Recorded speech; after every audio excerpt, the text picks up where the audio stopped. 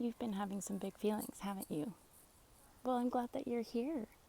If you're feeling overwhelmed about your feelings, I recommend looking in the description below for the link for the first step to help when you're feeling overwhelmed by the big feelings. If you're feeling a little bit more grounded, a little bit more calm, then you can go ahead and stay here because this is the second step.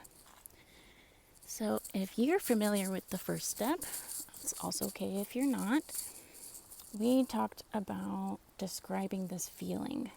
It creates a little bit of separation for us, so that way we can just observe it and see what's happening and then get enough information to know what to do, right?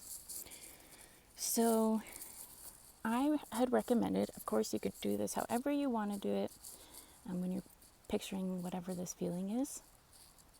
A shape, an animal, a cartoon character, something that you made up. That's okay. I do want to recommend something that I do, where I actually imagine it as a younger version of me. And you can even ask it how old this part of you feels like. And it might tell you an age. It might not. Or it might just say, like feels like high school aged or something.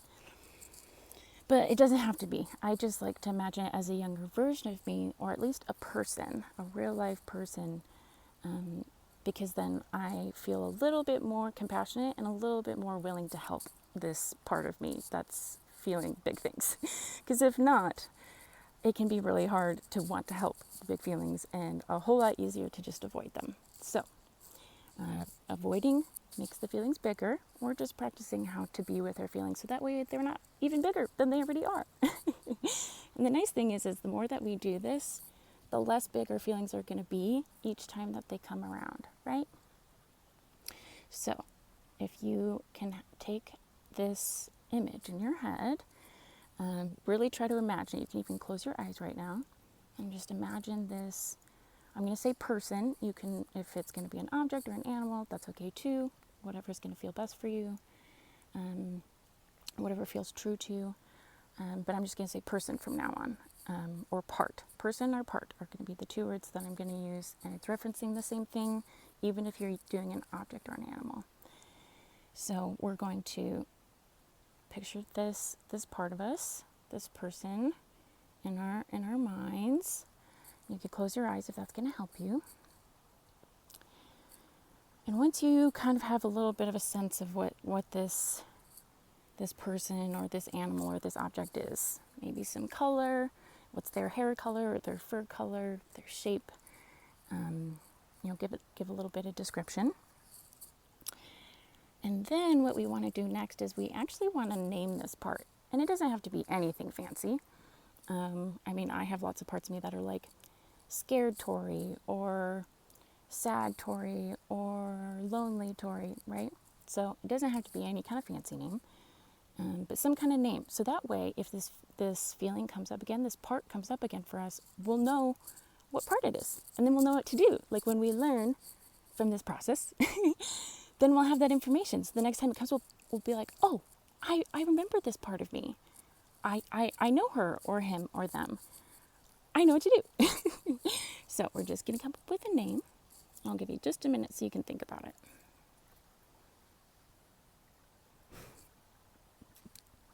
You're doing a great job. You're doing a very good job. Okay. So this is helping us create some separation from the feeling so we can observe it.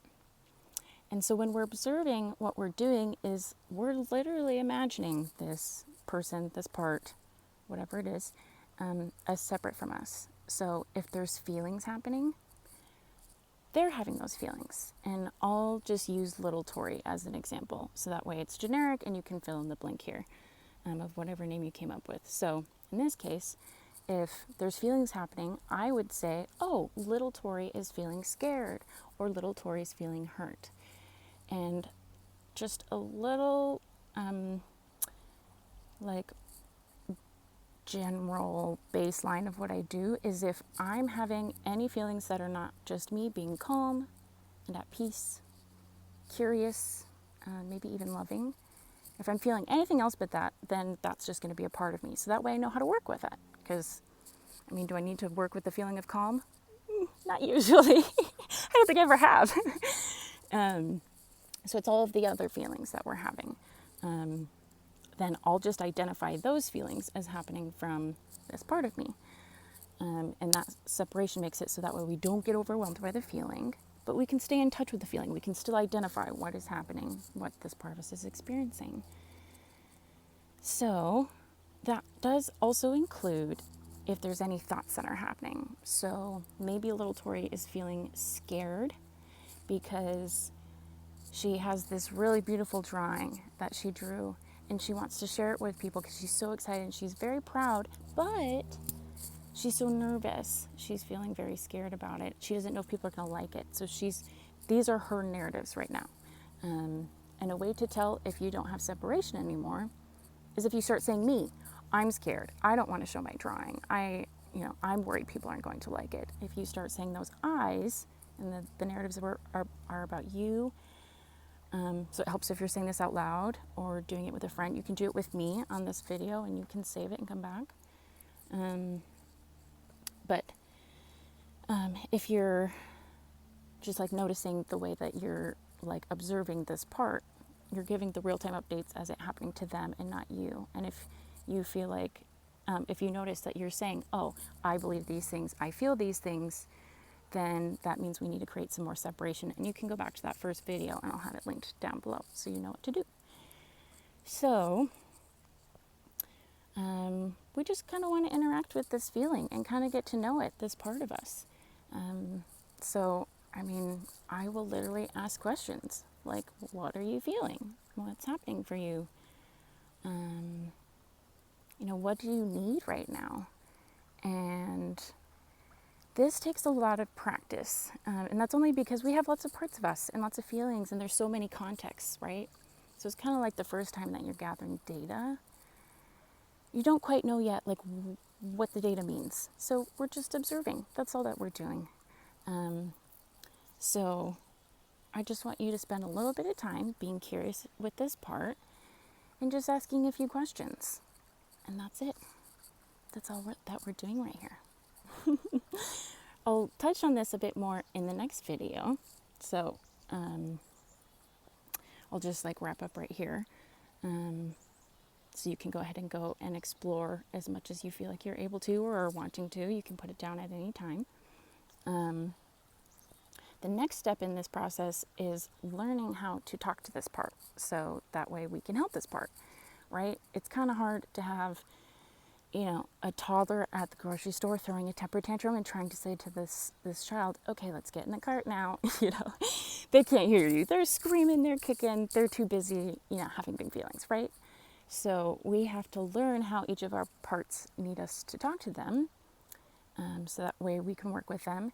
And also we will learn how to reassure these parts. So that way, like when these things come up, it's pretty easy. If I'm feeling nervous, about sharing my picture, I'll know exactly what to say to that part to make that part of me, make that part of me feel more confident in doing the thing or trust me more so that way I can take the lead. But that's the next step. You don't need to do that yet. This is just so you kind of know why we're trying to get to know this part. So give you some context so you feel like you understand what the purpose is here. So you're just getting to know the part and you can put it down at any time. And I'll also make a video about that too, so you know how to put that down. And I'll make sure all of the links are in the descriptions of all these videos. So go ahead, have fun being curious and have fun asking questions. And if you need help, drop some comments. Or check out the playlist because I'll have lots of informational things there too. Okay, I'm very proud of you. And I love you. And I love your parts too. All of them. They're all welcome here. Okay, bye.